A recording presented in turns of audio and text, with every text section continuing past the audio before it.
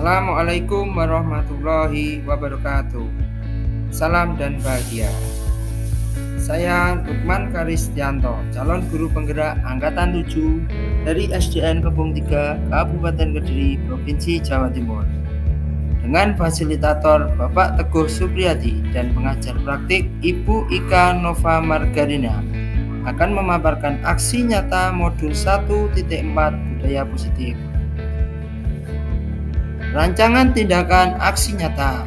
Latar belakang, peserta didik tidak suka peraturan karena selama ini jika mereka melakukan pelanggaran, maka akan mendapatkan hukuman dan cenderung akan mempermalukan dirinya sendiri. Tujuan aksi nyata, menciptakan peserta didik yang merdeka dan disiplin diri yang kuat. 2. Menumbuhkan budaya positif di sekolah dengan meyakini nilai-nilai kebajikan universal. Tolak ukur keberhasilan. Pertama, terbentuknya keyakinan kelas melalui kegiatan kesepakatan kelas yang dilakukan guru dan peserta didik. 2. Peserta didik mampu menerapkan dan menjalankan keyakinan kelas yang dibuat. Lini masa tindakan dalam rancangan tindakan. 1. Menghadap kepala sekolah untuk menjelaskan pentingnya penanaman budaya positif dan keyakinan kelas di sekolah, serta meminta izin untuk mendiseminasikan bersama rekan guru. 2. Meminta izin pengawas sekolah dan kelompok kerja kepala sekolah untuk mengumpulkan rekan guru untuk melakukan diseminasi secara kolaboratif pemahaman materi budaya positif, keyakinan kelas, dan segitiga restitusi di tingkat KKG kecamatan. 3. Menyusun keyakinan kelas. 4. Memantau, merefleksi, dan mengevaluasi keyakinan kelas yang telah dibuat. Dukungan yang dibutuhkan. Pertama, dukungan dari kepala sekolah, rekan sejawat, peserta didik agar tindakan yang telah disusun dapat dilakukan secara lancar dan menyeluruh. 2. Sarana dan prasarana untuk menumbuhkan budaya positif di sekolah. Orang tua dalam melakukan budaya positif di rumah.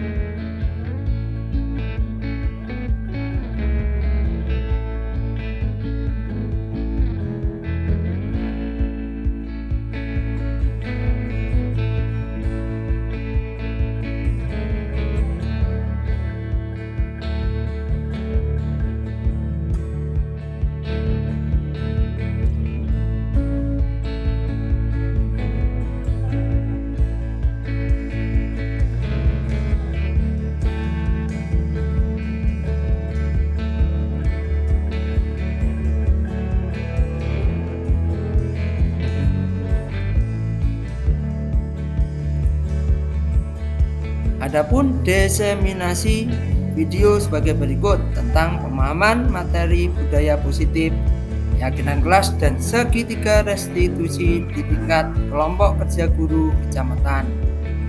Assalamualaikum warahmatullahi wabarakatuh. Selamat pagi, salam sejahtera bagi kita semua. Bismillahirrahmanirrahim. Alhamdulillahirabbil alamin. Wabillahi nasta'in ala umuri ni'matin.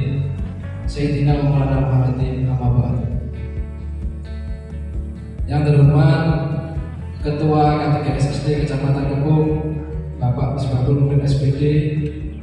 Yang kami hormati Bapak Hendra dan Nanda SPD sebagai narasumber, Yang kami hormati Bapak Lukman Karis Setianto SPD sebagai narasumber. Yang kami hormati Ibu Renalka Catur Ambarwati SPD sebagai narasumber. Bapak Ibu peserta pengimbasan aksi nyata modul 1.4 budaya positif pendidikan guru penggerak angkatan 7 yang berbahagia. Puji syukur kehadirat Allah Subhanahu wa taala atas limpahan rahmat dari dayanya kita dapat berkumpul pagi hari ini dengan keadaan sehat walafiat. Salawat serta salam semoga selalu tercurahkan kepada junjungan kita Nabi Muhammad SAW yang senantiasa kita harapkan syafaatnya nanti di hari kiamat. Sebagai pembagi acara, saya akan menyampaikan susunan acara pada kegiatan hari ini. Acara yang pertama yaitu pembukaan, dilanjutkan dengan sambutan Ketua K3S. Acara selanjutnya yaitu penyampaian materi, kemudian sesi tanya jawab, dan yang terakhir adalah penutup dan doa. Marilah acara pada pagi hari ini kita buka dengan suratul Fatihah dengan harapan kegiatan pada pagi hari ini dapat berjalan dengan lancar. Lillahi ta'ala al-Fatihah. Acara selanjutnya yaitu sambutan Ketua K3S SD Kecamatan Kebun kepada Bapak Misbahul Munir SPD. Waktu dan tempat dipersilakan. Bismillahirrahmanirrahim. Assalamualaikum warahmatullahi wabarakatuh. Bapak Ibu narasumber, tim dan Bapak Ibu Ordin yang saya hormati, terima kasih atas kebetulannya dalam kegiatan presentasi pada hari ini. Bapak Ibu, singkat saja apa yang saya sampaikan. Situasi semacam ini kurang adanya anggapan secepatnya. Untuk panjenengan tergolong orang-orang yang tanggap, itu panjenengan masih utuh. Kalau tidak, mungkin akan berat untuk melangkah. Kenapa? Itu dievaluasi begini. Saat saya mengajak, mengumumkan dan berbagai macam cara untuk guru penggerak, respon itu kecil sekali. Kalau belum menyentuh pada suatu hal yang sifatnya itu krusial untuk pribadi, alasan melangkah, alasan untuk bergerak. Terus devaluasi lagi, ternyata yang muncul sedikit lagi. Nah, untuk panjenengan termasuk orang yang dipanggil untuk bergerak. Terus, dengan guru penggerak itu cukup berat sekali. Harus bisa bagi waktu, harus antara tugas rumah, tugas keluarga dengan tugas dinas di sekolah, tugas yang lain-lain sampingan, mungkin petugas bos, mungkin operator, petugas atau yang lain, itu harus bisa membagi tugas. Akhirnya kalau kita tidak mampu bagi tugas, malas menuju menjadi guru penggerak. Tidak langsung. Untuk itu saya hanya tadi menyampaikan beruntung sekali panjenengan tanggap dengan adanya kegiatan ini. Tanggap itu mungkin disebabkan karena mungkin panjenengan sudah memahami betul ini keuntungannya, ini nanti ke depannya bagaimana dan lain-lain. Untuk itu saya mengimbau hanya monggo ya untuk generasi penerus ini nanti bersikapi semuanya ini dengan cepat. Kalau ada hal yang tidak ngerti segera koordinasikan, segera tanyakan. Nanti biar apa yang menjadi program-program dari pemerintah itu secepatnya sampai, sehingga nggak sampai terprogres, nggak sampai tertekan oleh suatu kebijakan. Contohnya ini guru penggerak sudah berapa tahun ya, sudah mulai, kalau nggak salah sudah berapa, 3 tahun ya, 3 tahun yang lalu. Apabila ada suatu program pemerintah terutama yang sifatnya dari pusat, itu marilah kita mengkaji terus. Kalau perlu di KKG itu dikaji. Nek gak ngerti tanyakan di KKG terus dibahas. Kalau nggak ngerti lagi tanyakan lagi bisa sampai ke dinas. Itu. Jadi harapan saya semacam itu, mudah-mudahan nanti Kepung yang Kepung yang selama ini terekam tenaganya full paling banyak, Kabupaten Kediri paling apik paling banyak, karena sari-sarinya di kecamatan lain itu diboyong Kepung ya, di wilayah timur semuanya, dan paling banyak di wilayah kecamatan Kepung yang paling banyak. Untuk itu beban ke depan mari kita berusaha sekuat tenaga supaya nanti Kepung tetap eksis pada ini. Selamat melaksanakan tugas, mudah-mudahan nanti yang melaksanakan tugas representasi di hari ini nanti sukses dan bisa melangkah lebih lanjut. Semoga apa aman daripada guru penggerak itu bisa tercapai.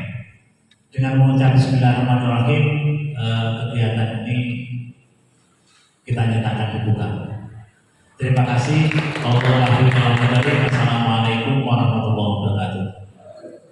Terima kasih sahabat dari Ketua K3 SSD Kecamatan Kepung. Semoga sedikit yang disampaikan tadi menjadikan motivasi kita untuk mengikuti kegiatan guru. Bapak Ibu hadirin, acara selanjutnya yaitu penyampaian materi terakhir dengan topik restitusi 5 posisi kontrol dan restitusi segitiga restitusi yang akan disampaikan oleh Bapak Lukman Aristianto SPD. Kepada beliau bersilakan. Terima kasih. Bismillahirrahmanirrahim. Assalamualaikum warahmatullahi wabarakatuh. Selamat siang dan salam sejahtera bagi kita semua. Bapak Ibu masih semangat? Bapak Ibu masih semangat pagi? Semangatnya harus tetap pagi, walaupun sekarang sudah jam setengah siang, jam 10:15. Terima kasih. Perkenalkan, saya Lukman Aristianto, calon guru penggerak angkatan 7 dari SDN Kepung 3. Di sini saya akan memaparkan materi terkait restitusi dan 5 posisi kontrol seorang guru. Materi ini Bapak Ibu, ini sebenarnya sangat-sangat luar biasa. Bahkan sangat luar biasanya kadang-kadang kita juga akan tersentuh sendiri dengan materi ini. Ya, jadi ini sebagai refleksi kita seorang guru, apakah kita sudah melakukan itu atau belum? Karena yang sudah disampaikan oleh pemateri pertama, Bu Renalka dan juga Pak Hendra, yang mana dari disiplin positif kebutuhan manusia itu yang memang kita selaku guru harus bisa mewadahi itu. Salam dan bahagia Bapak Ibu guru hebat di Kecamatan Kepung hari ini, yang mana adanya budaya positif yang perlu kita pupuk di lembaga kita masing-masing. Apa itu budaya positif? Tadi materi-materi awal sudah disampaikan. Filosofi pendidikan diajar, yang mana sebagai fondasi awal Ekaso Sutulodo Imatio Ekaso Tutulia Dayani, bahwasanya siswa itu mempunyai kebutuhan yang sangat beraneka ragam, ya, yang mana nanti sebagai nilai peran guru penggerak harus mempunyai visi yang mana nanti arahnya ke budaya positif yang mencapai profil pelajar Pancasila. Ini visi itu gambaran mimpi kita ke depan.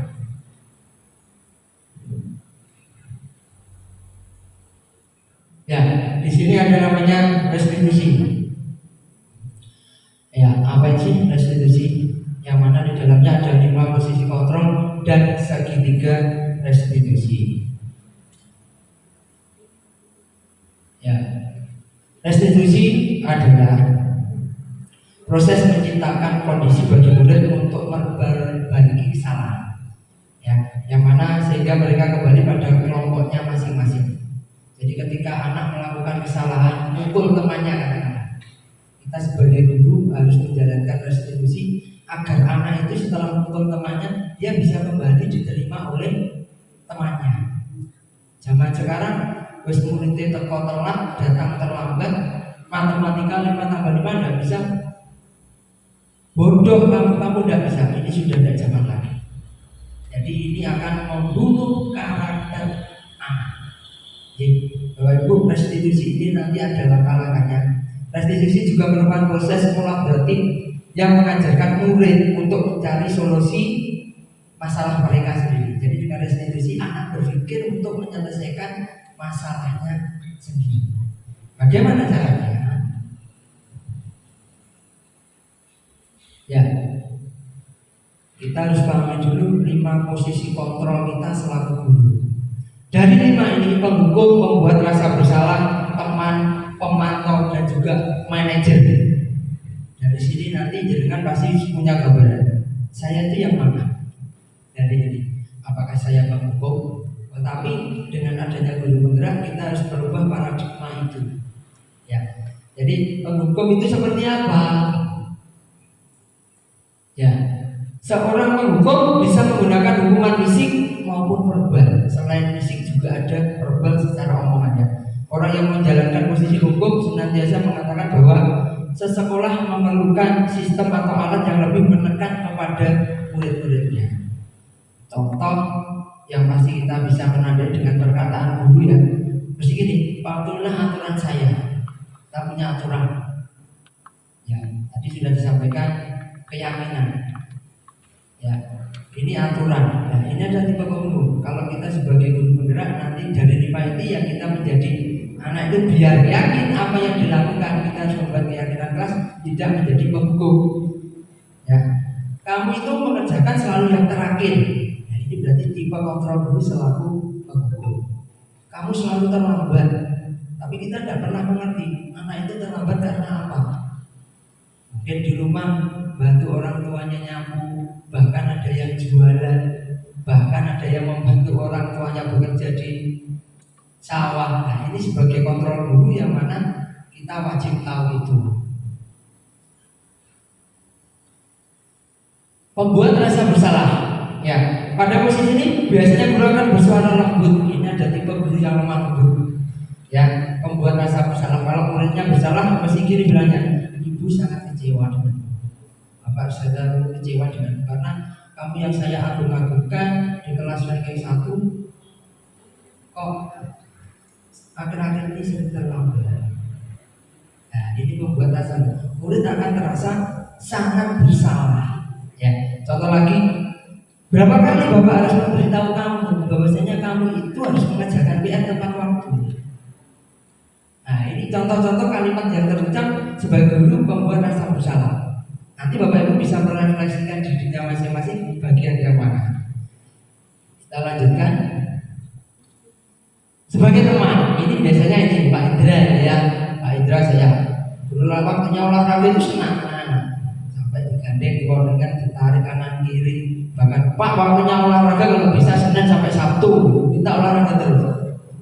Guru kelasnya keren-keren Pak. Alah, ini yang memang ini guru pada posisinya tidak akan menyakiti murid. Namun akan tetap berupaya mengontrol murid melalui persuasif. Ya, posisi teman pada guru bisa negatif, bisa juga positif. Positif berupa hubungan baik yang terjalin antara guru dan murid. Guru mempunyai di posisi teman menggunakan hubungan baik, humoris, senangane guyon sama murid ini. Tandanya apa? Ya, ayo bantulah anak-anak alatnya olahraga dimasukkan ke gudang. Ya, nanti tak berikan permen. Ya, ada juga ingat kemarin kamu sudah saya beri nilai bagus sudah ya. Jadi hari ini kamu harus membantu Bapak alat-alat ini dikembalikan. Mohon biasanya guru kelas gitu. Dok, nak, minta tolong ibu diambilkan bukunya di kelas. Nah, mungkin ada juga seperti itu.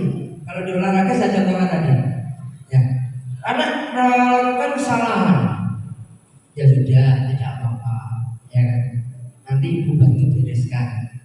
Setelah menulis berserakan kelas 1.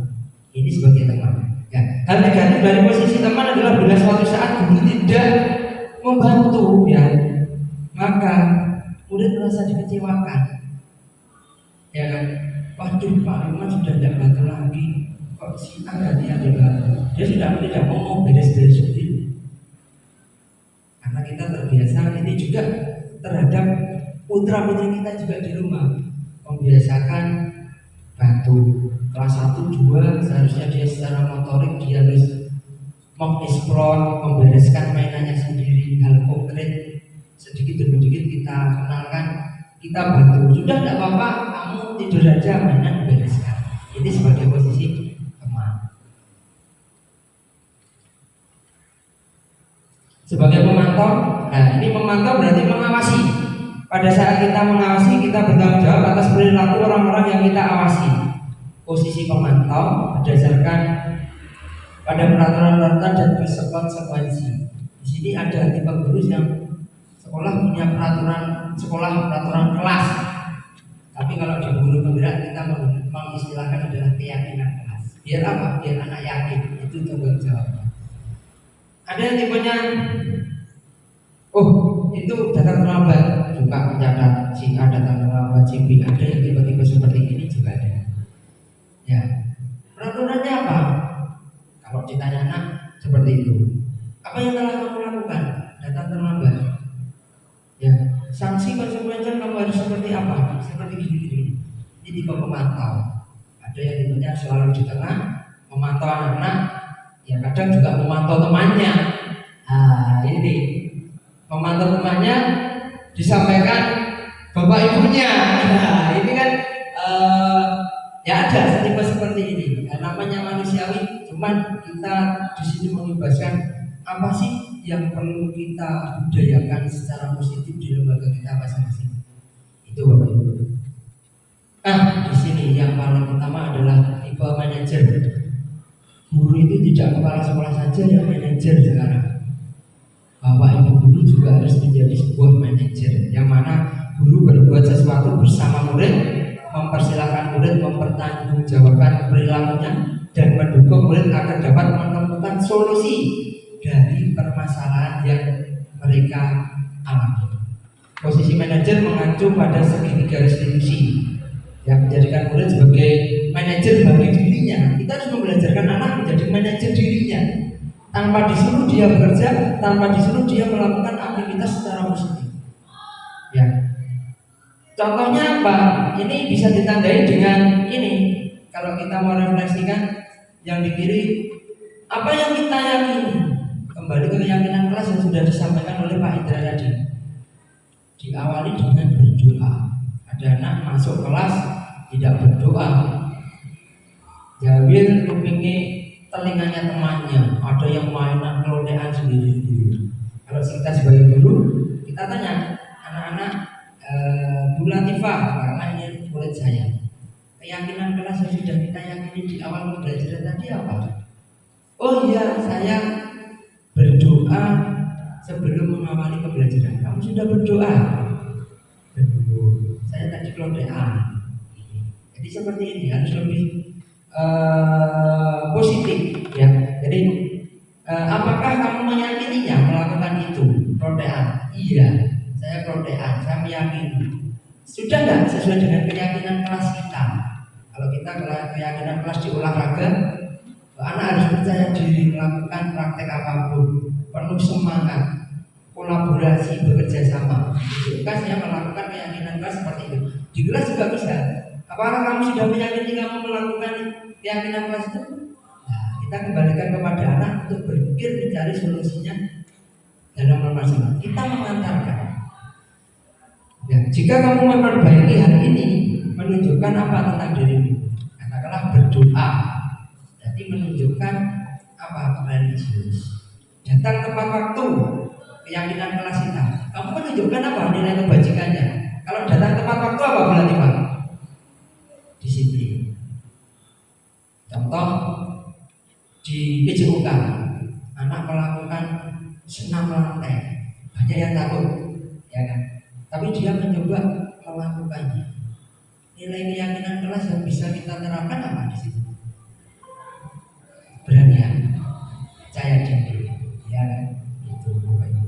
Tugas seorang manajer bukan untuk mengatur perilaku seseorang. Manajer itu bukan ngatur.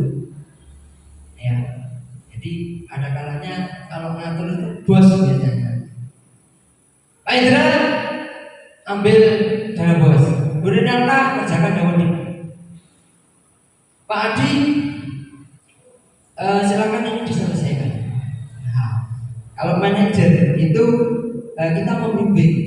Jadi tidak hanya kita menyuruh Pak Indra, Bu Renata, Pak Adi, begitu juga siswa, tapi kita mengarahkan bagaimana mengajarkan bos. Bagaimana kita mendorong Bapak Ibu guru untuk melaksanakan kegiatan positif. Anak juga demikian.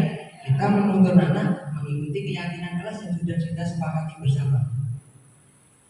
Belajar, tugasan apa? Belajar. Hakikatnya anak adalah bermain. Betul yang disampaikan oleh Pak Indra sesuai dengan Ki Hajar Dewantara. Kelas 1 suruh diam duduk anteng, ya tidak bisa. Memang kodrat anak itu adalah bermain. Kita menuntun kodrat anak untuk dapat diterima di lingkungannya.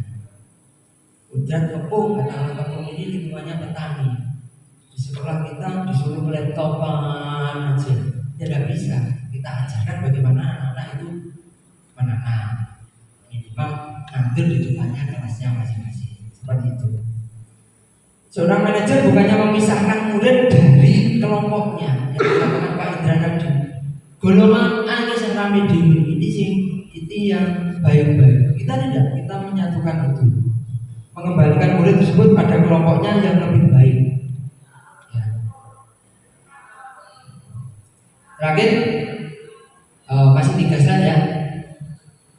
Berapa menit? 8 menit. Oke. Di sini perbedaannya Bapak Ibu.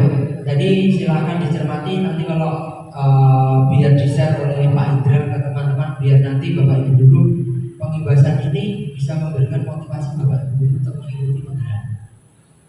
Bedanya apa? Penghukum pembuat rasa bersalah teman memantau manajer. Ya. Yang jelas pada poin bawah sendiri dampak pada murid itu akan terlihat. Kalau sebagai penghukum, ya jelas murid akan mengulangi kesalahannya. Pembuat rasa bersalah, murid merasa rendah diri, ya, rendah diri, akhirnya kewalem, isinan dan sebagainya. Lemah tidak mandiri itu sebagai teman, karena sebagai teman dulu terus dia akan jadi anak yang lemah, tidak mandiri. Menitik beratkan pada sanksi atau hadiah untuk dirinya, pemantau, bisa memantau. Dan murid terlambat dihukum, diberi konsekuensi, ya, ada atau diberi hadiah. Ini akan seperti itu. Tapi kalau kita menjadi manajer, dampak pada murid yaitu murid bisa mengevaluasi dirinya sendiri.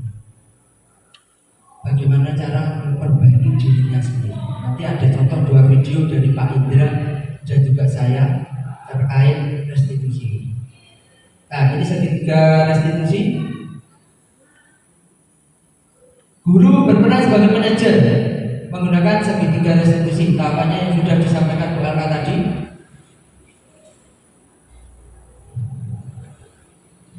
Ya. Nah, ini. Pondasi awal kita harus menstabilkan identitas. Apa 2 ini? Setiap orang pernah melakukan kesalahan. Pasti kita harus menyadari itu. Bahwasanya diri kita, panjenengan itu pasti mempunyai pernah melakukan kesalahan. Betul apa tidak Bapak Ibu? Pernah melakukan kesalahan? Iya. Pak Tito, pernah melakukan kesalahan? Pernah. Itu harus kita sadari.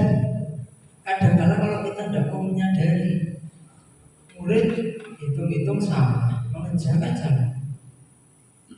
Hati kita sudah tidak sabar, mengganggu sampai di sini, emosi. Kamu diajarin sudah 6 bulan tetap tidak bisa itu. Itu kalau kita tidak bisa menyadari itu. Kalau kita sesama teman, guru penggerak juga memfasilitasi sesama teman. Bulan tiba saya ajarin gak iso-iso. Iya teman-teman, parahin gak iso-iso. Ini akan menimbulkan apa? Perselisihan. Jadi kita harus menyadari bahwasanya setiap orang itu pasti pernah melakukan kesalahan. Yang kedua, kamu bukan satu-satunya yang melakukan ini. Jadi kesalahan ini bukan hanya saya. Contoh anak terlambat, bukan si Roni saja yang pernah terlambat, tetapi ada yang mungkin besok ada yang terlambat. Harus kita sadari itu. Naik ke validasi tindakan yang salah. Ya, kita cari validasi tindakan yang salah. Roni terlambat, kita tanya, kamu pasti punya alasan kenapa kamu terlambat. Ya, adakah cara lebih efektif untuk mendapatkan apa kebutuhan? Saya terlambat karena saya membantu orang tua saya memandikan adik. Ibu saya sudah jauh meninggal, katakanlah seperti itu. Ada murid saya seperti itu. Berarti kembali ke yang saya katakan Ida, kebutuhan manusia. Dia punya kebutuhan di rumah. Kalau kita tidak bisa mencari ini, berarti generasi kita nanti adalah generasi yang gagal secara karakter. Dia tidak bisa menjadi dirinya sendiri. Kita cari masalahnya apa. Setelah itu kita yakinkan keyakinan keras. Oh, kamu terlambat karena bantu orang tua. Bagaimana solusiku untuk biar besok tidak terlambat? Saya harus cepat bangun pagi, Pak. Malam saya tidak boleh tidur terlalu larut malam. Kalau saya pagi subuh sudah menyiapkan adik saya, kita siapkan lebih pagi lagi, pasti saya tidak akan terlambat. Itu biar muncul dari anak sendiri. Nah, jadi keyakinan. Terus kamu ingin menjadi orang seperti apa? Ya, ini contohnya seperti ini Bapak Ibu. Ini yang terakhir saya skip nanti biar lebih cepat. Yang pertama, menstabilkan identitas, stabilis atau identity. Ya, pada dasarnya membuat anak yang merasa gagal karena berbuat salah menjadi positif terhadap dirinya. Intinya itu dari tulisan saya. Ya, segitiga restitusi pondasi awalnya naik menjadi segitiga. Validasi tindakan yang salah. Kita memvalidasi mengapa anak itu kok bisa terlambat. Intinya bahwa guru memahami alasan dibalik tindakan murid. Kita harus memahami alasan murid tersebut, yang mana membantu murid mengenali basic atau need kebutuhan dasar yang ingin dipenuhinya ketika melakukan kesalahan itu. Saya contohkan tadi kebutuhannya apa? Dia punya kebutuhan tiap pagi harus ngurusin adiknya. Ya, kita tidak serta-merta harus emosi murid tiap hari terlambat. Sebenarnya di sana sudah ada zamannya lagi. Nah, pada dasarnya setiap tindakan manusia tujuannya adalah memenuhi kebutuhan dasar. Kebutuhan dasar yang tadi yang disampaikan Pak Hendra. Pengen hidup, pengen bebas, pengen senang, pengen kasih sayang. Bu Gika pengen kasih sayang. Ya jelas makanannya. Ya, ada yang tidak butuh kasih sayang Bapak Ibu? Buatan pasti butuh. Anak juga demikian. Okay. Menanyakan keyakinan. Intinya apa? Anak melihat kesalahannya dihubungkan dengan norma sosial dan nilai-nilai yang mendasari manusia berinteraksi dengan orang lain. Ya, ini dikembalikan ke keyakinan yang sudah disetujui di awal. Jadi Bapak Ibu guru nanti silakan browsing peraturan kelas yang sudah ditempel di kelas, coba ganti keyakinan kelas. Kita dasarkan apa? Anak biar yakin, punya keyakinan untuk melaksanakan itu. Bukan peraturan. Kalau saya dulu jadi murid Pak, ini cerita. Kalau saya dulu diberi aturan, saya membangkang. Dipakai kayak di kapan, disuruh malah tidak mudah. Nah, tapi sekarang ini kita harus yakin. Karena apa? Kita dibenturkan. Kamu harus ini, harus ini, harus ini, harus ini. Itu. Sekarang kita ubah menjadi namanya keyakinan kelas. Lebih dalam lagi Bapak Ibu nanti silakan daftar guru.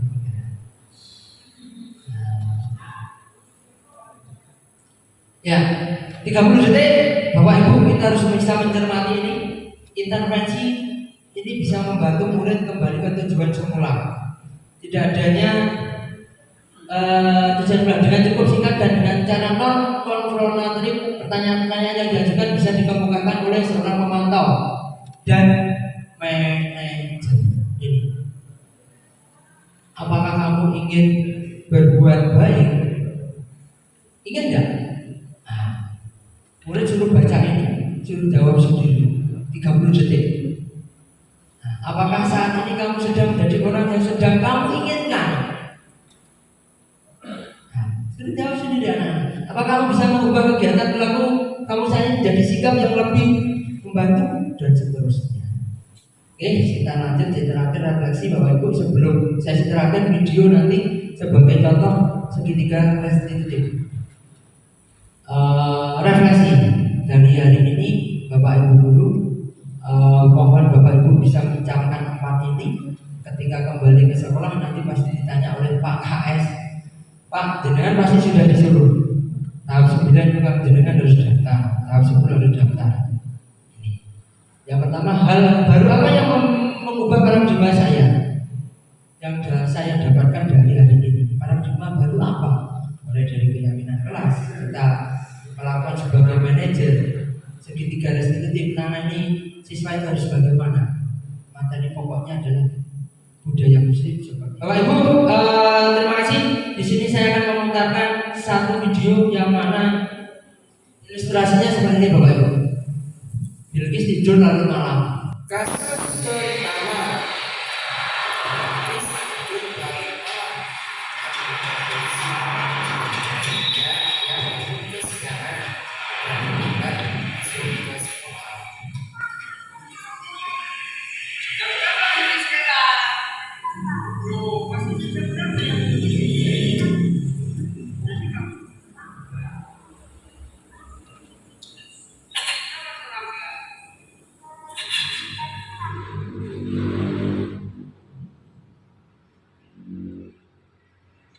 Skenario penyelesaian.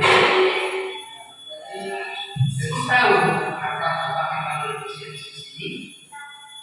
Apa iya.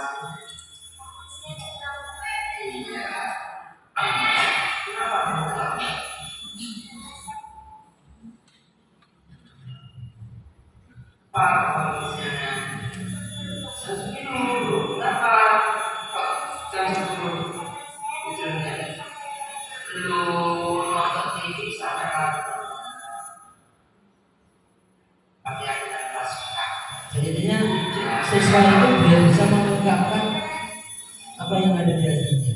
Kenapa semuanya ada di hatinya?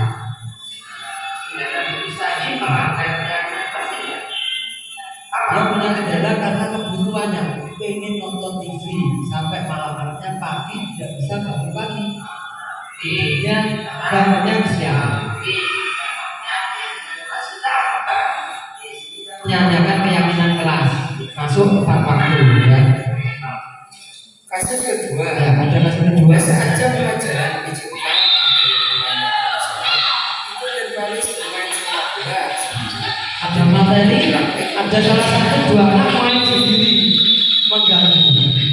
Nah, berarti tidak meyakini kelas membagi mana.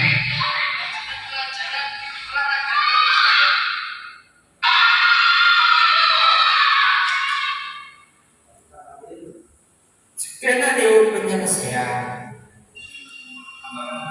sama, skenario-nya sama. Kita tanya kenapa dia kok bermain? Berarti kembali kebutuhan hidup manusia yang tadi, dia ingin bermain, dia pengen senang. Materi yang diajarkan tidak sesuai hatinya. Berarti kita harus merubah metode juga diri kita juga. Selain itu kita panggil, kita harus memberikan ruang juga kepada anak. Main berarti setelah pelajaran baru diberi waktu untuk bermain setelah materi pelajaran yang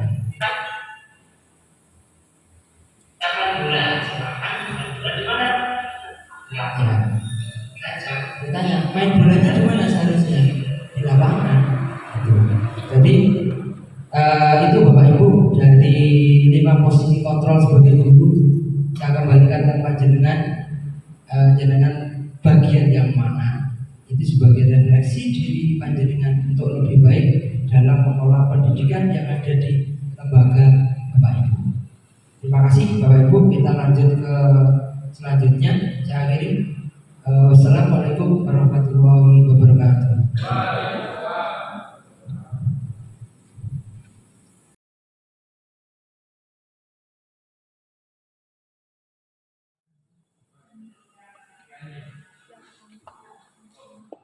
Baik, assalamualaikum warahmatullahi wabarakatuh. Sepertinya lemas ya Bapak Ibu, sudah sarapan? Sama gitu ya. Saya ulang lagi salamnya. Assalamualaikum warahmatullahi wabarakatuh. Terima kasih. Salam dan bahagia untuk kita semua. Saya mohon izin memperkenalkan diri. Saya Rina Kacatur Ambarwati, calon guru penggerak angkatan 7 dari SDN Keceng 1 Kecamatan Kumpul.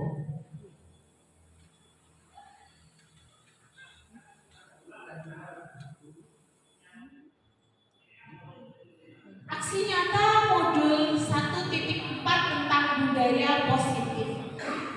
Dari Bapak Ibu yang hadir, apakah sudah ada yang tahu apa itu yang dimaksud dengan budaya positif? Mungkin ada yang angkat tangan? Belum?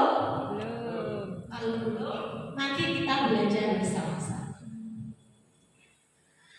Pengibasan aksi nyata modul 1.4 tentang budaya positif. Pada hari ini ada 3 narasumber. Yang pertama ada saya sendiri, kemudian Bapak Hendra Dagunada dari SDN Keceng 1. Yang ketiga ada Bapak Lukman Karis dari SDN Kebon 3. Topik yang akan kita presentasikan pada pagi hari ini, yang pertama ada disiplin positif dari nilai-nilai kebajikan universal, kemudian yang kedua teori motivasi, hukuman dan penghargaan, serta restitusi, yang ketiga keyakinan kelas, yang keempat kebutuhan dasar manusia dan dunia berkualitas, yang kelima restitusi 5 posisi kontrol guru, yang keenam ada restitusi segitiga. Disiplin positif dan nilai-nilai kebajikan universal. Sebelum kita masuk ke materi disiplin positif, yang pertama kita akan melakukan perubahan paradigma. Nah, sekarang kita coba bersama-sama ya. Bapak Ibu melakukan kegiatan kepala tangan. Jadi ada A dan B, yaitu panjenengan sendiri dengan teman panjenengan yang lain.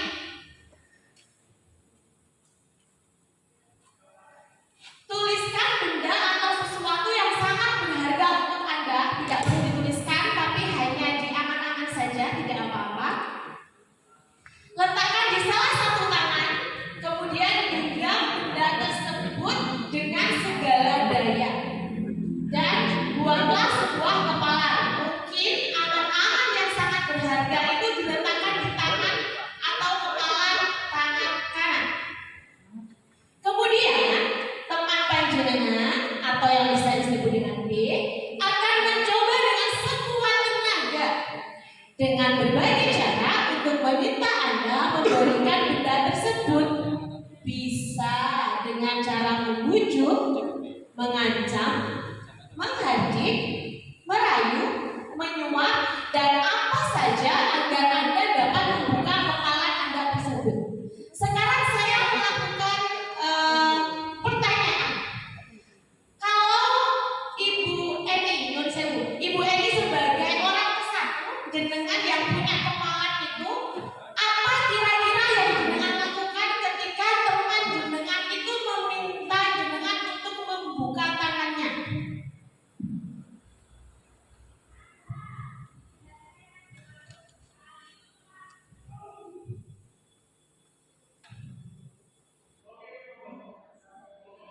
Tidak langsung dibuka. Kenapa bukan alasannya tidak dibuka?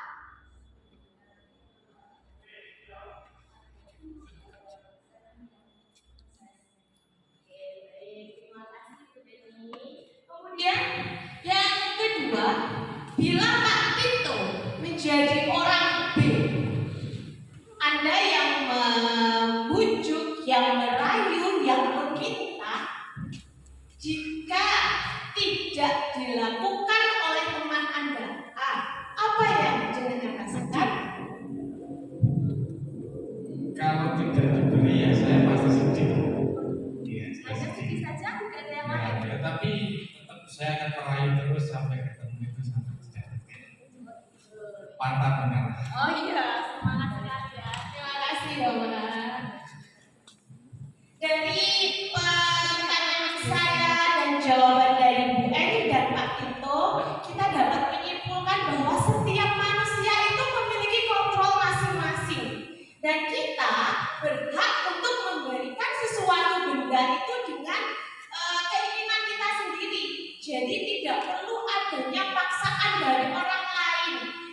bisa membuka atau mengepalkan tangan itu sesuai dengan kontrol diri kita sendiri.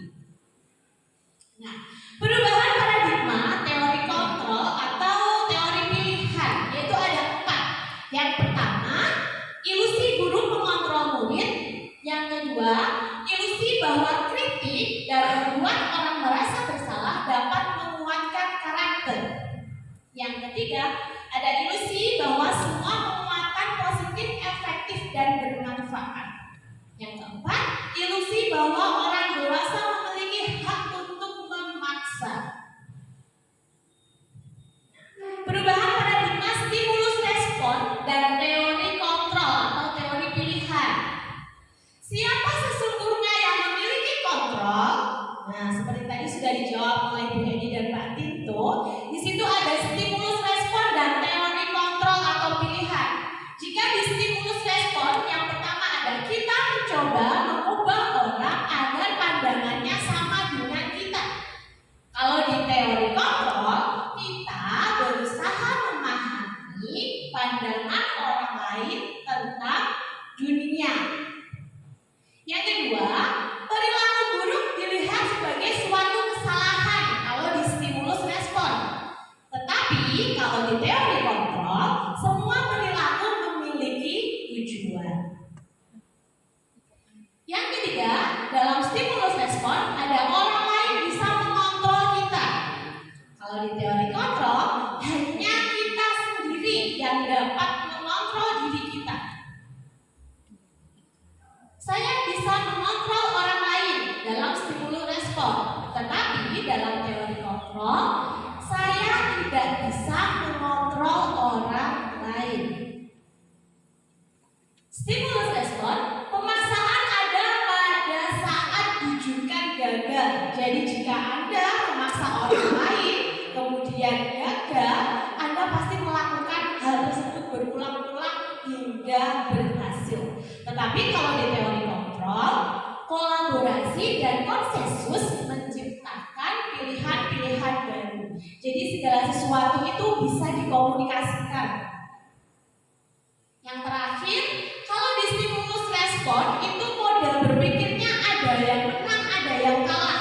Tetapi kalau di teori kontrol, berpikirnya adalah menang dan menang. Jadi sama-sama menang, tidak ada yang dirugikan.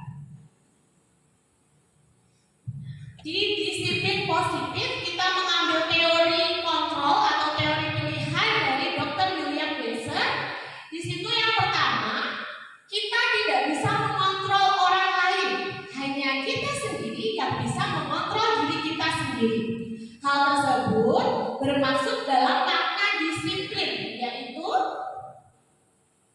belajar mengontrol diri dengan menggali potensi kita agar tercapai tujuan yang mulia, yaitu sesuatu yang menjadi seseorang yang diinginkan berdasarkan nilai-nilai yang kita hargai. Nah, sesuatu tersebut dapat bersifat motivasi intrinsik dan ekstrinsik, ya. Di situ sudah ada banyaknya. Kemudian yang kedua, semua perilaku memiliki tujuan. Nah, seperti yang disampaikan sebelumnya, ada teori motivasi. Teori motivasi itu ada 3. Yang pertama, untuk menghindari hukuman. Yang kedua, untuk mendapatkan imbalan. Jika dimotivasi yang pertama dan kedua, itu termasuk motivasi ekstrinsik atau motivasi dari luar. Untuk yang motivasi ketiga, yaitu untuk menghargai diri sendiri, itu adalah motivasi intrinsik atau yang ada dari dalam diri kita sendiri. Ada nilai-nilai kebajikan, kemudian nilai-nilai tersebut dapat digunakan untuk menyusun keyakinan kelas. Model berpikir tentang menang dan menang, seperti yang disampaikan sebelumnya di teori pilihan, itu menggunakan berpikir menang dan menang. Kemudian kolaborasi dan konsensus menciptakan pilihan-pilihan baru. Jadi ketika kita memiliki suatu suatu permasalahan, kita bisa mengkomunikasikan dengan orang lain, kita juga bisa berkolaborasi dengan teman-teman kita agar menciptakan keputusan-keputusan yang baru. Jadi kita tidak memaksakan apa yang menjadi poinnya kita sendiri, seperti itu. Kemudian ada 5 posisi kontrol guru, yaitu yang pertama adalah sebagai penghukum, yang kedua sebagai pembuat rasa bersalah, yang ketiga sebagai teman, yang keempat sebagai pemantau, yang kelima sebagai manajer. Hal tersebut bisa dilaksanakan atau diimplementasikan kepada segitiga restitusi. Segitiga restitusi itu untuk menyelesaikan suatu permasalahan yang ada di sekolah panjenengan masing-masing. Nah, dalam melaksanakan segitiga restitusi kita ada 3 tahapan. Yang pertama ada menstabilkan identitas. Kemudian yang kedua ada validasi kebutuhan. Yang ketiga menanyakan keyakinan. Jadi segala sesuatu permasalahan itu pasti ada tujuannya, ada sebab dan akibatnya. Kemudian 5 kebutuhan dasar manusia. Yang pertama ada bertahan hidup, kemudian kepuasan, kasih sayang atau rasa diterima, kesenangan, dan kebebasan. Nah, kita masuk pada makna kata disiplin. Disiplin berasal dari bahasa Latin, yaitu disiplina, yang artinya belajar. Makna asal dari kata ini berkonotasi dengan disiplin diri kita, murid-murid Sporetus dan Plato. Disiplin diri membuat orang menggali potensinya menuju sebuah tujuan yang dapat dihargai. Namun dalam budaya kita, makna kata disiplin telah berubah menjadi sesuatu yang dilakukan seseorang pada orang lain untuk mendapatkan kepatuhan. Nah, kecenderungan umum adalah menghubungkan kata disiplin dengan ketidaknyamanan, bukan dengan apa yang kita hargai atau pencapaian tujuan mulia.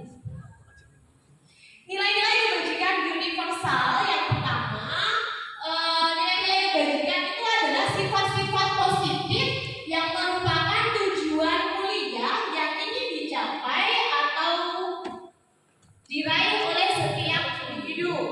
Nilai-nilai tersebut bersifat universal atau lintas bahasa.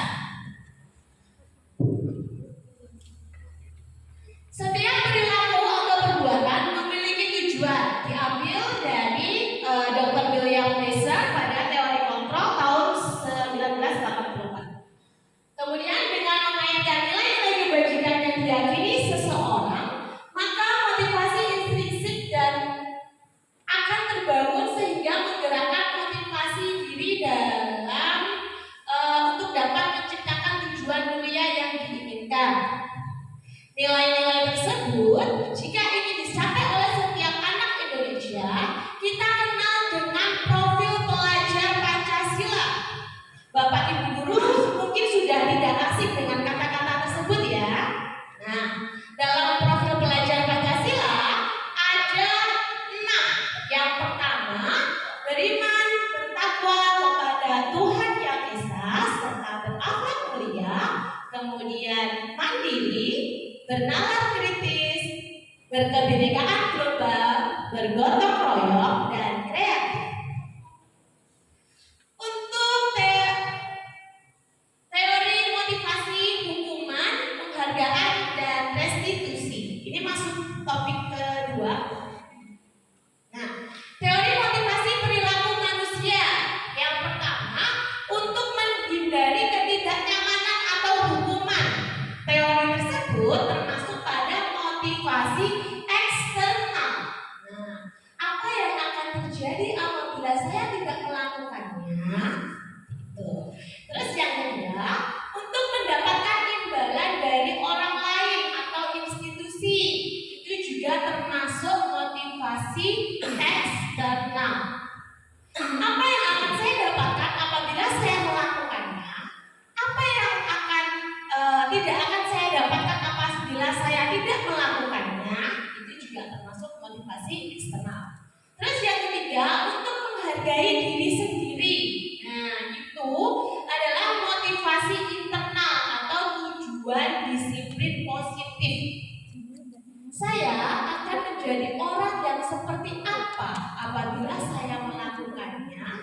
Hal-hal baik apa yang akan saya dapat ketika saya melakukannya?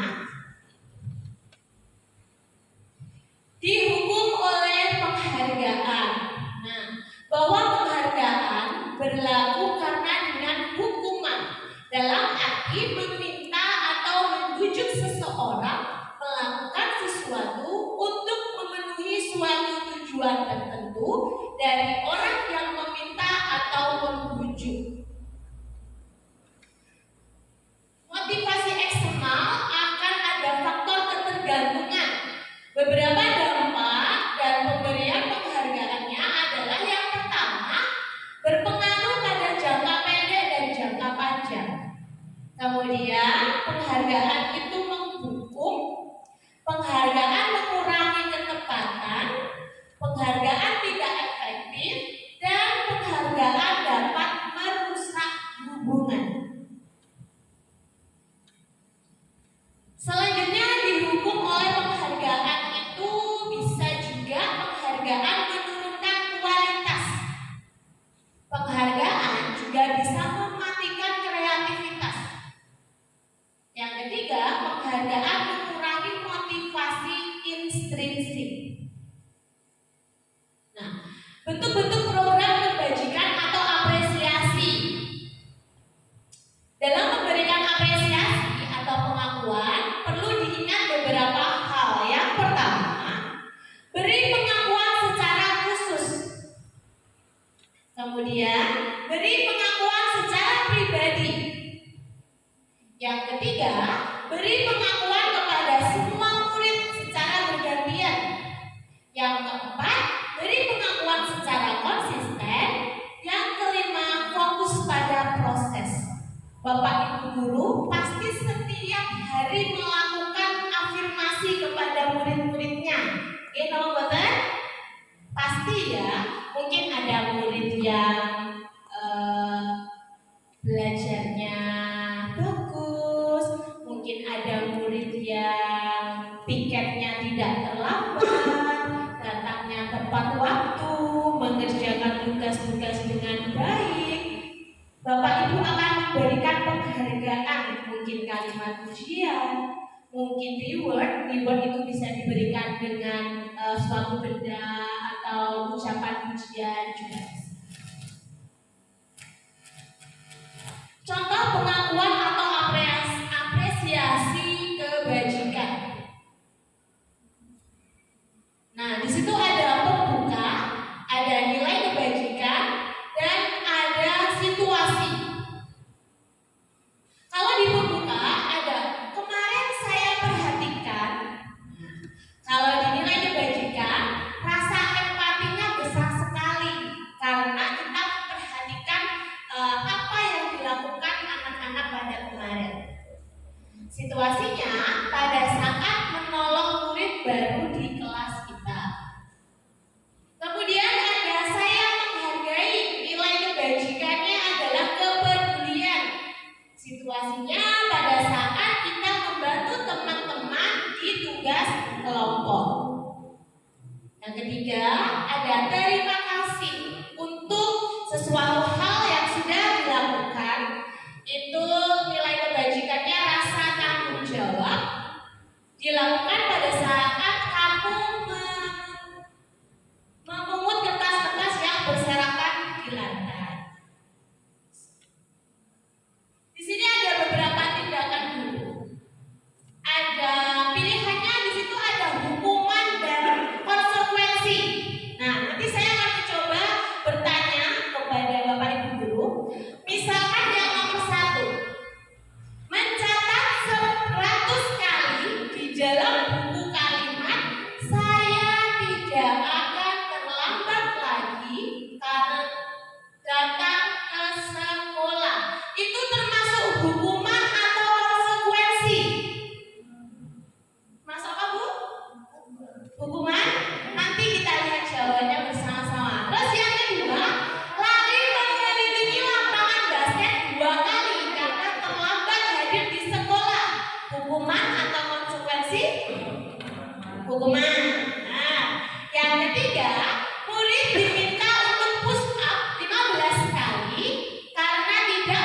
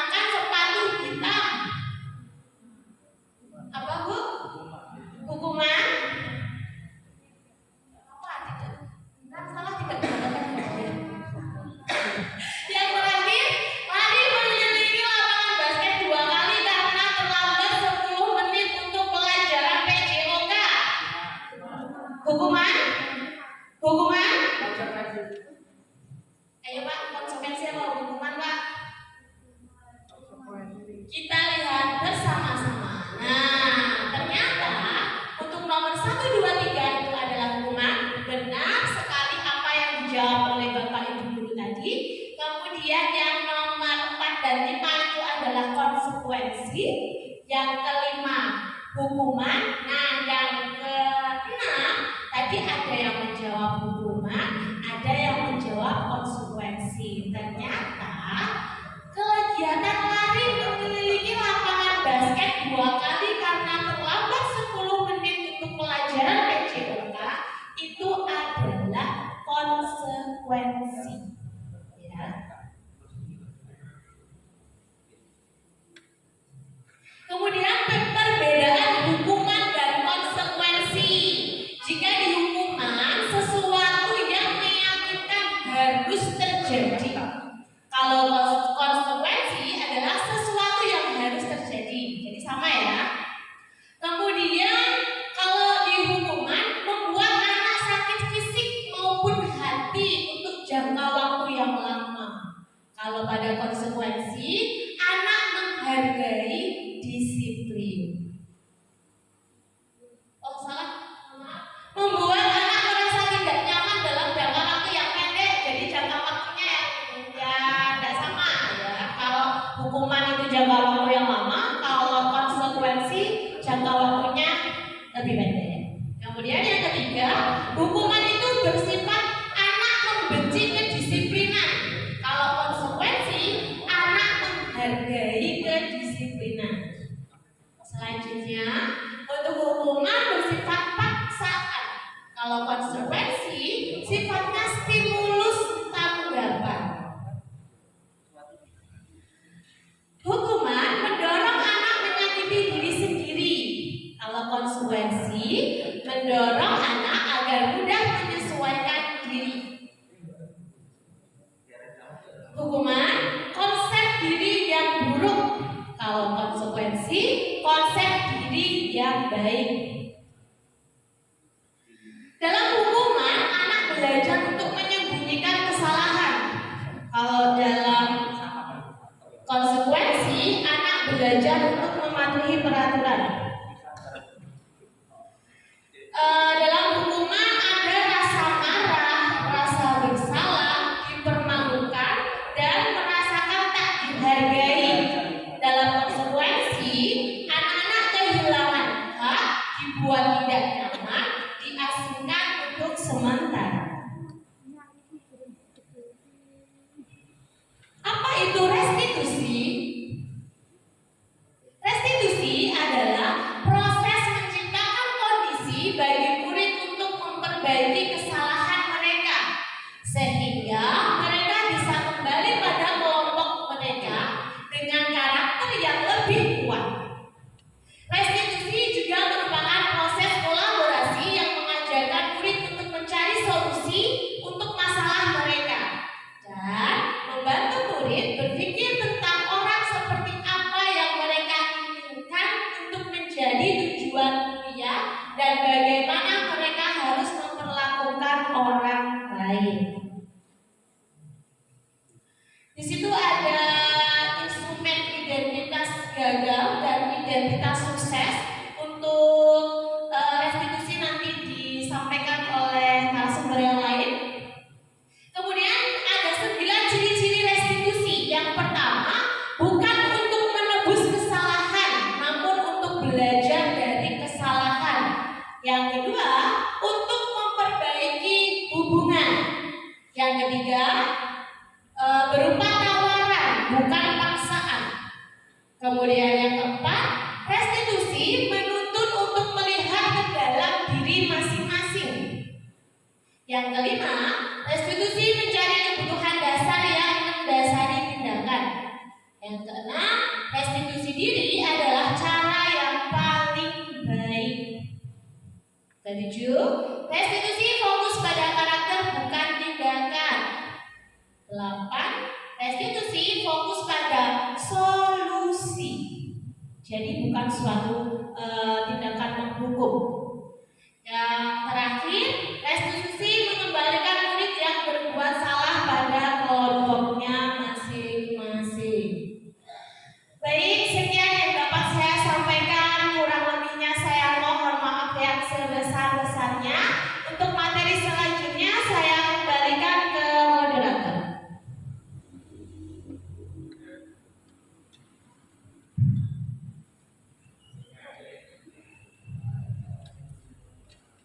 Terima kasih disampaikan kepada Ibu Renalka Catur Amarwati yang telah menyampaikan materi dengan topik disiplin positif dan nilai kebijakan besar serta teori motivasi, hukuman dan penghargaan prestasi. Kalau boleh saya menyampaikan sedikit dari apa yang telah disampaikan tadi oleh Ibu Renalka, di mana ketika kita ingin menumbuhkan motivasi pada siswa, karena kita sebagai seorang pendidik tentunya tujuannya adalah siswa, maka kita harus terlebih dahulu memahami tentang nilai-nilai universal pada siswa.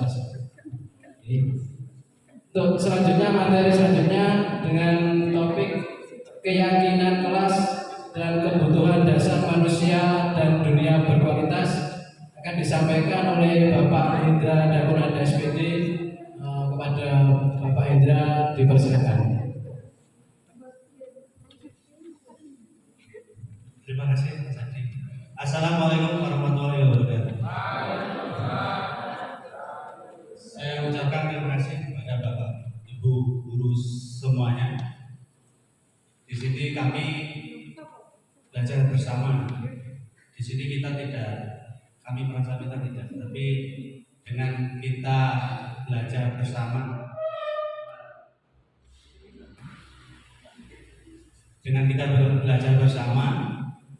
nanti kita saling melengkapi. Jadi bagaimana nanti kita menyiapkan, utamanya karena target kita adalah generasi bangsa. Kita sebagai pendidik, guru, paling tidak memiliki dasar-dasar seorang guru.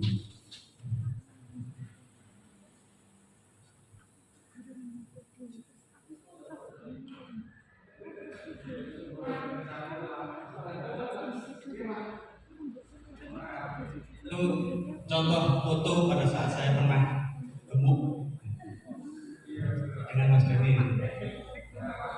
Sekarang sudah sedikit langsing, proses gemuk lagi. Sama dengan kita sebagai guru, paling tidak kita ada tahapan bagaimana kita harus selalu belajar. Karena apa? Tanpa belajar kita tidak bisa menjadi apa-apa. Siapapun yang merasa dirinya pandai, berarti dia tidak memiliki apa. Yang akan saya sampaikan di sini adalah salah satu dari budaya positif.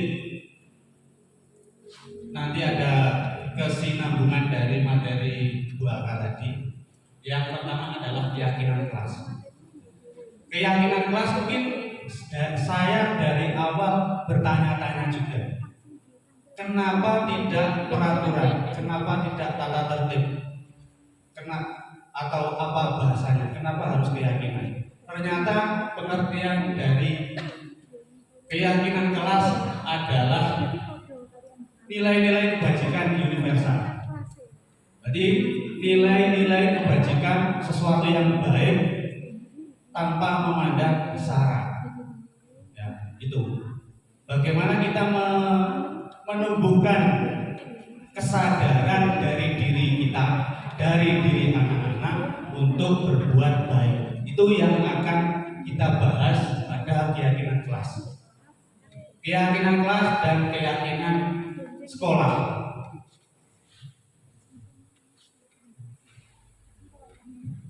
Tahapan menciptakan program kebajikan. Yang pertama tadi sudah disampaikan Bu Alka di 2.1. Ya. Tentukan nilai kebajikan yang dijadikan perhatian utama di sekolah Anda. Jadi contoh ini keyakinan kelas di ruang kelas.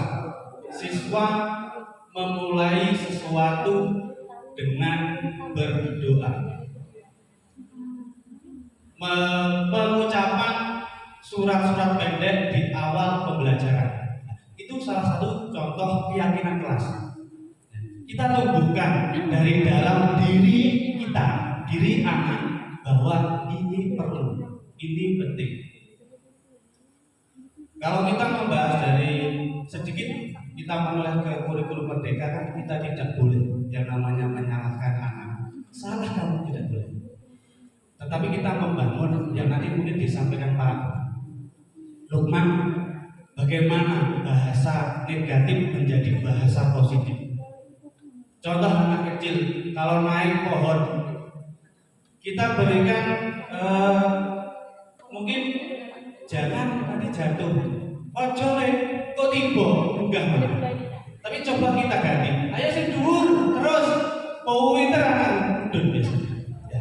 Itu bahasa-bahasa inilah yang harus kita terapkan di lembaga kita, di sekolah kita pada anak-anak kita. Bagaimana kita mencari bahasa yang sekiranya anak itu paham dan tahu, oh ini tidak baik, ini baik. Ya. Yang ketiga adalah sempurnakan beberapa data nilai kebajikan yang utama. Bahas kembali dalam kelompok utama. Berarti keyakinan kelas ini kita tentukan bersama anak-anak. Anak-anak kita kira-kira perlunya apa? Kelas ini bagaimana? Karena 1 tahun ini milik kita, kira-kira kelas diapakan? Itu seperti itu. Yang terakhir adalah poster. Mungkin yang sudah praktek itu di SMP dan SMA. Itu di kelas ada keyakinan kelas. Siswa 9A datang tepat waktu. Saya akan datang tepat waktu. Yang kedua, berdoa sebelum memulai pembelajaran. Saling menghormati teman. Banyak sekali contohnya. Terus pembentukan keyakinan kelas atau sekolah, yaitu keyakinan kelas bersifat lebih abstrak daripada peraturan yang lebih rinci dan konkret. Keyakinan kelas berupa pernyataan-pernyataan universal, umum yang pasti. Pernyataan keyakinan kelas hendaknya tidak terlalu banyak sehingga keyakinan kelas sebaiknya sesuatu yang dapat diterapkan di lingkungan tersebut. Semua warga kelas harus berkontribusi. Semua warga kelas. Jadi siswa yang tidak bisa mengemukakan pendapat sampai kira-kira kelas ini boleh seperti itu. Itu kita tumbuhkan. Bersedia meninjau kembali keyakinan kelas di waktu ke waktu. Ini contoh keyakinan kelas di kelas bawah, kelas atas, dan di SMP.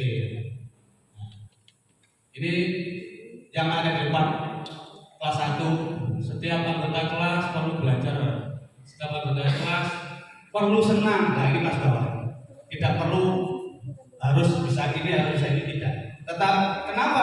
Karena pada dasarnya siswa kita, dunia anak, kodrat anak itu adalah bermain. Jadi tidak boleh kita paksakan kudu kelasku kudu menang, itu salah. Itu mungkin kalau kita bisa menengok ke zaman dahulu kalau waktu kita menjadi siswa, papan tulis mesti ada yang namanya di situ garisan untuk menghukum kita. Kalau dulu waktu kecil saya, itu dengan lebih ekstrim dari saya. Seperti itu guru-guru dahulu. Itu pun terbukti saat ini menjadi kita. Kita saat ini menjadi pendidik menggantikan tugas beliau-beliau yang dulu menjadi guru-guru kita. Contoh pejabat yang ada saat ini adalah produk guru-guru mungkin 30-40 yang lalu. Inilah nanti yang kita proses adalah bukan saat ini, tetapi nanti jangka panjang. Maka dari itu, paling tidak kita bagaimana menanamkan sifat-sifat baik, kebajikan yang universal pada peserta didik kita.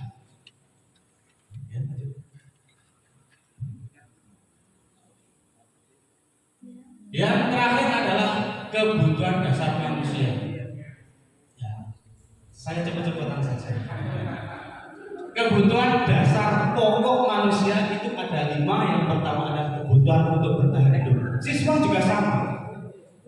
Kita sebagai pendidik harus tahu siswa saya apa. Contoh dengan nilai kan tidak perlu dong. Sesuai aturan nilai harus seperti. Dengan nilai saja anak itu nilai berapa sudah tahu. Karena kita guru sudah tahu. Oh ini baik. Kategori A, B, C, D kita sudah tahu kemampuan anak. Nilai sosial ya, maksud saya bukan nilai sumatif. Seperti itu. Yang kedua adalah kasih sayang dan diterima. Siapapun anak itu, yang namanya anak siswa kita, 10 sampai 30 bahkan 45 siswa per kelas. Di situ kan bermacam-macam. Ada sing ayu, rodo ayu, gak pada ayu. Ada sing gandeng, rodo gandeng, gak pada gandeng. Saya gak percaya ini. Ini adalah tugas kita. Bagaimana kita merangkul. Kalau siswa kelas bawah pasti karena saya adalah latar belakang saya olahraga. Setiap saya jalan mesti koyokan tangan dua tengah kelas bawah ya. Ya untuk saya guru SD bukan guru SMA. Kalau guru SMA kita bicara musuh. Itu seperti itu. Jadi siswa kita di kelas bawah itu bagaimana kita menunjukkan rasa kasih sayang sebagai guru kepada siswa dan diterima, kita menerima. Jangan sampai dia maaf atau jorok seumpama dia innocent kita. Itu kan kita wajib mengingatkan, membersihkan bahkan. Mungkin dulu pernah saya tidak di SD saya yang baru ini, SD yang lama ya. Ada yang lama, ada yang baru. Nah di situ sampai dia itu BAB di kantor kan mungkin pernah bawa buku. Itu salah satunya, itu tugas kita. Kecemplung ayo, nggak benar kita ajar. Tidak. Tetapi kita bagaimana kita itu bisa rasa diterima anak ini. Bagaimana kita menyiapkan anak-anak yang diterima. Bahkan mungkin kelas akhir kelas 6 ini sudah ada tim-tim sendiri-sendiri grup. Arek kae gak pantek sip kata bolo. Inilah tugas kita bagaimana kita mengawasi siswa. Untuk saat ini siswa saya kecil. Jadi saya melihat dengan sebelah mata sudah bisa karena kecil sekali. Itu luar biasa. Sesuai dengan target kalau di Dapodi kan 28 siswa per kelas ya. Itu sudah cukup sebenarnya. Kebetulan siswa saya hanya 10. Pas. Jadi siswa saya butuhnya apa saya lebih mudah sekali. Yang kelas besar PR-nya lebih berat. Ketiga adalah kebebasan. Nah ini kebebasan adalah kitus kurikulum merdeka. Bebas merdeka. Luar biasa. Kebebasan di sini adalah kita bagaimana anak itu kebebasan dalam berekspresi, dalam tanda kurung keselamatan tetap dijaga dan bahagia. Ini intinya. Selamat dan bahagia. Itu anak. Nah, tugas kita di sini. Kesenangan dan penguasaan. Tetap penguasaan di sini ada di kebutuhan dasar manusia. Setiap manusia, setiap anak pasti memiliki satu kompetensi yang luar biasa. Mungkin kalau 2-3 kompetensi mungkin bagus, tapi minimal yang namanya manusia memiliki satu kelebihan. Minimal itu. Lebih apa? Pintar ngomong. Nah, omong sembarang ngomong bisa. Nah, itu salah satu. Ini kan bagaimana kita membawa anak ini bisa berbicara baik, terus penguasaan bahasanya juga luar biasa. Kita olah jadi MC. Suaranya bagus, menyanyi lagu daerah, bukan lagu pop ya. Pada umumnya siswa kita sulit menerima daerah, mudah menerima lagu tersebut. Nah ini dunia berkualitas. Nah kebutuhan belajar hidup. Terus sudah saya jelaskan tadi. Nah lanjut. Oke. Sip. Dunia berkualitas. Dunia berkualitas adalah tempat khusus dalam pikiran Anda. Tempat Anda menyimpan gambaran representasi dari semua yang Anda inginkan. Bisa berisi orang-orang, hal, dan apa saja yang terbaik dalam hidup Anda. Dan membuat Anda merasa bahagia dan terpenuhi kebutuhan dasar Anda. Nah ini bahagia ini yang kita cari, yang kita terapkan ke anak. Ini sifat dasar atau kodrat anak adalah dunia bermain. Kodrat anak. Nah, kita sebagai pendidik, itu bagaimana anak-anak saya itu bisa selamat dan bahagia. Seperti filosofi Bapak Ki Hajar Dewantara. Itu kan dasar, 3 dasar kita sebagai pendidik. Filosofi pendidikan tadi itu nama banget itu. Yang tahu nggak? Filosofi pendidikan Ki Hajar Dewantara. Ada yang tahu nggak? Ingarso Sungtulodo. Ya, Ingarso Sungtulodo. Terus Madya Mangarso, Tuturi Hadaya. Ditambahi Kabupaten Kediri Jerbasuki Mulyo. Komplit. Itu adalah salah satu contoh dasar kita sebagai pendidik. Karena apa? Sesuatu yang namanya guru atau pendidik ini sangat berat. Kita nggak mungkin semua laki-laki bapak guru belum ada pantas. Ini salah satu Ingarso Sungtulodo. Paling tidak kita rapi berbicara juga demikian. Kecuali olahraga ya. Ya, sama ya. Olahraga karena di lapangan seperti itu. Tapi kita semuanya guru-guru ya, harusnya guru harusnya. Tetapi semuanya karakter. Paling tidak kita bisa memberikan contoh kepada anak. Apapun yang baik. Mungkin pembiasaan di lembaga kita sholat duha, jamaah zuhur, PHBI dan seterusnya. Nah, seperti ini sudah kita terapkan. Kita kan paling tidak kita memberikan tugas besok membawa Al-Quran kita mengaji, guru rasa ngaji kan berat. Harusnya kita tahu, kita bisa. Karena kita guru, kita pendidik harus bisa. Kalau tidak bisa, tanya Mbak Google, komplain. Kan seperti itu. Jadi tidak ada yang namanya kita tidak bisa. Saat ini sangat luar biasa. Mungkin kalau zaman guru-guru saya dulu kan buku paket, keuangan dan ada. Kalau nggak salah dulu ada gas IPA, terus IPS gambar apa kota. Oh iya, terus saya menjadi guru gambar kebo bisa. Gambar kebo harus jadi guru. Nah, seperti itu. Paket-paket seperti itu. Nah saat ini tidak, kita tinggal hanya satu Android, Serotok Gaya ini, iPhone, nah, sudah komplit di situ. Semua teori-teori semuanya ada. Nah, kita tinggal mengolah bagaimana yang pas untuk kita menyiapkan anak-anak ini tadi. Yang utama adalah dunia berkualitas tadi. Bagaimana dunia anak ini berkualitas. Dan kita tidak boleh menghakimi. Kamu harus nilaimu 100, itu tidak boleh. Itu tidak boleh. Karena utama kita adalah pembentukan karakter anak. Karena dunia anak adalah bermain. Bagaimana bermainnya anak-anak ini kita berikan satu metode strategi pembelajaran yang anak-anak tidak menyadari. Contoh paling mudah. Besok bawa buku matematika, kita matematika itu salah senang. Tetapi untuk kelas bawah, saya berikan contoh kelas bawah saya karena saya dulu kelas bawah terus, nggak pernah kelas atas, ajarnya di kelas bawah, di guru kelas maksudnya. Contoh kelas bawah pada saat saya olahraga, di situ bisa saya isi matematika dengan cara bagaimana kita hitung pohon yang ada di jalan sampai pertigaan depan kira-kira ada berapa pohon mangga. Dijumlah pohon rambutan sampai pertigaan depan lagi. Itu sudah salah satu contoh pembelajaran di sini.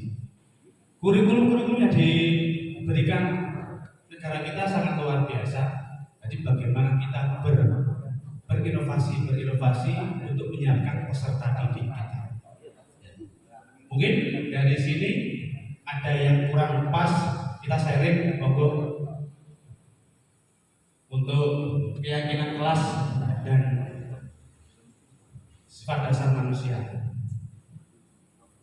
Mungkin ada, kita sharing, tidak jangan jawab, sharing saja. Itu terima kasih dari saya, kurang lebihnya mohon maaf. Saya sadar bahwa saya tidak mungkin selalu benar dan saya selalu salah dan tempat dosa. Saya Feli, Assalamualaikum warahmatullahi wabarakatuh. Untuk sesi berikutnya atau acara berikutnya yaitu sesi tanya jawab. Silakan bagi Bapak Ibu yang hadir di sini apabila ingin menyampaikan ada pertanyaan silakan disampaikan.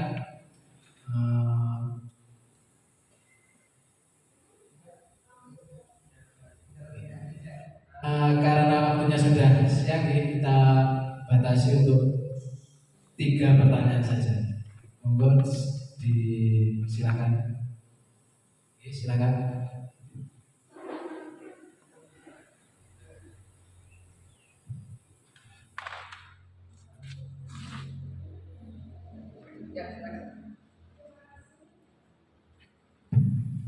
Terima kasih kesempatannya.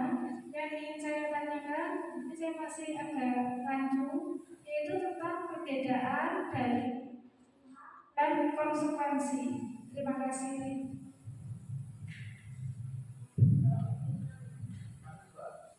Langsung dijawab atau ditampung dulu? Ditampung dulu. Ini untuk pertanyaan kedua, monggo silakan. Dari Bapak Alisma, monggo. Terima kasih atas waktunya. Pertanyaan saya, kita sebagai pendidik, seumpama jika ada anak yang sudah direstitusi tetapi melakukan kesalahan lagi, bagaimana menurut panjenengan? Jadi yang dapat saya sampaikan. Terima kasih.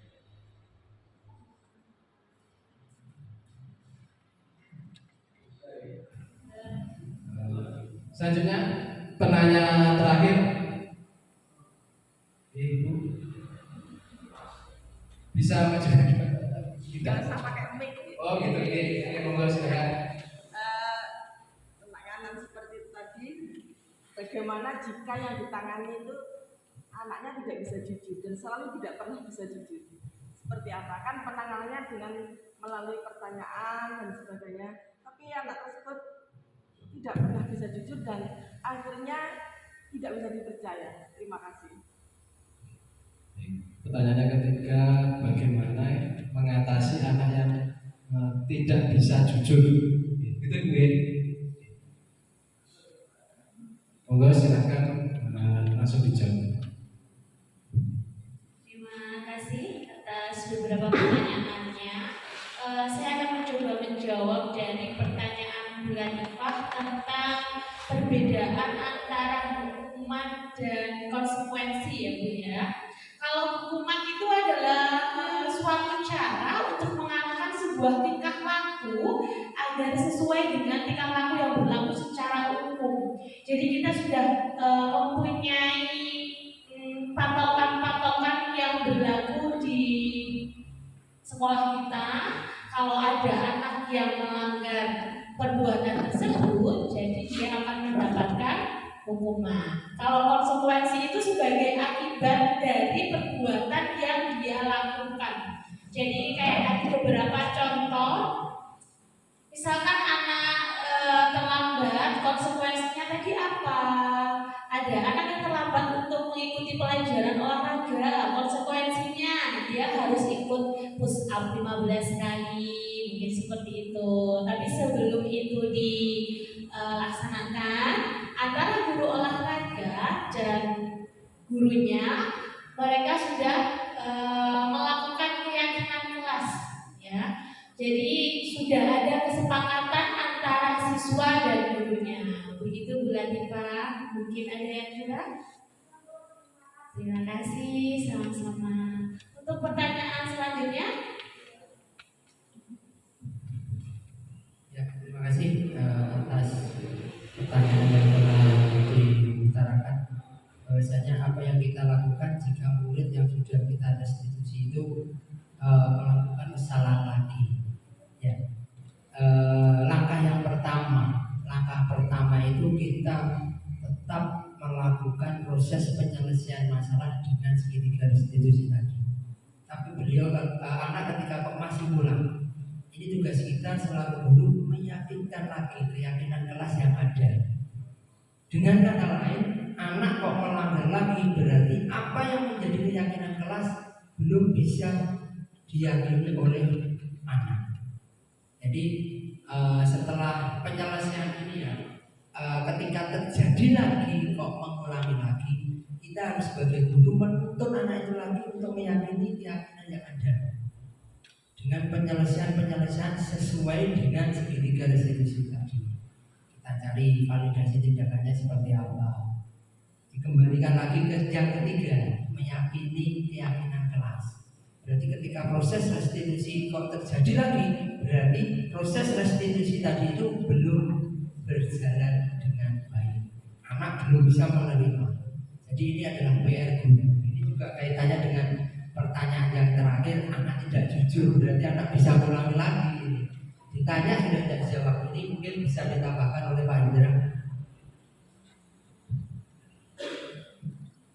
Untuk anak yang tidak bisa jujur, mungkin kita kembali ke 5 kontrol tadi. 5 kontrol yang kita ambil adalah membuat orang merasa bersalah. Kita berbicara dari hati ke hati. Jadi contohnya gini, saya pernah mengajar di SMP swasta. Di situ siswa saya kelas 9 yang putri itu merokok, tetapi tidak sampai di sekolah tidak merokok, mungkin pada saat istirahat di luar. Tetapi karena saya sendiri adalah perokok, paham betul perokok itu seperti apa, biarpun itu hanya mencoba. Bagaimana kita bisa kalau anak itu biar dia jujur? Utamanya adalah kita tunjukkan kasih sayang kita kepada anak.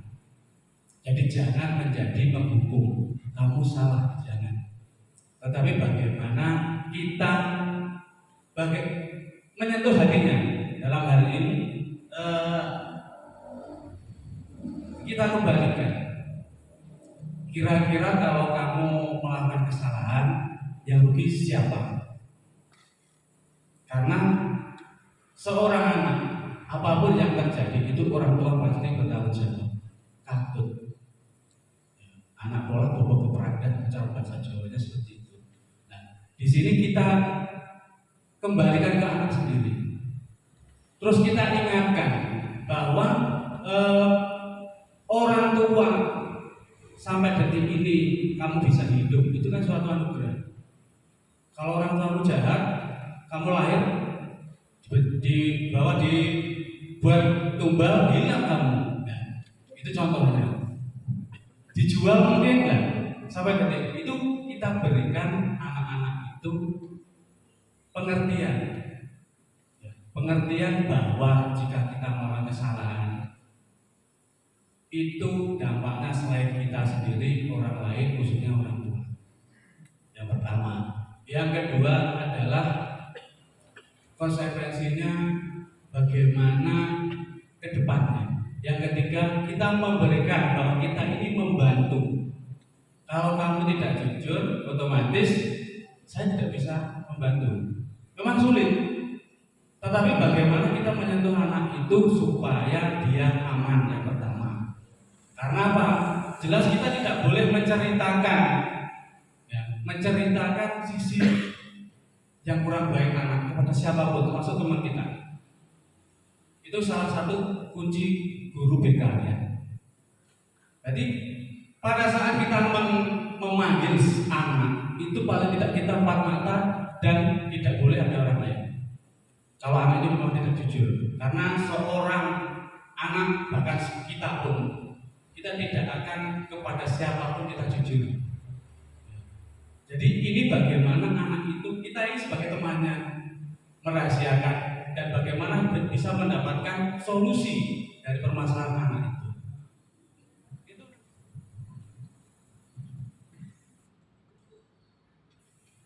Bapak Ibu hadirin, untuk sesi tanya jawab sudah ditutup ya. Apabila nanti masih ada unek-unek atau mungkin sesuatu yang masih belum dipahami atau membutuhkan pencerahan terkait dengan apa yang disampaikan, nanti bisa mungkin secara pribadi di lain waktu atau lain kesempatan. Selanjutnya seluruh rangkaian acara sudah terlaksana. Marilah kita tutup acara ini dengan bacaan alhamdulillah bersama-sama. Alhamdulillah. sebagai penutup, tentunya sebagai seorang pendidik kita harus memiliki prinsip belajar sepanjang hayat, ya, apapun, kapanpun, dan dimanapun. Sejalan dengan moto dari guru penggerak, yaitu tergerak, bergerak, dan menggerakkan. Saya di sini sebagai pembagi acara dari awal hingga akhir, ada kurang lebihnya mohon maaf. Saya akhiri, ihdinas siratal mustaqim. Wassalamualaikum warahmatullahi wabarakatuh.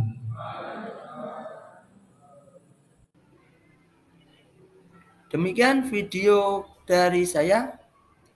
Tergerak, bergerak, menggerakkan.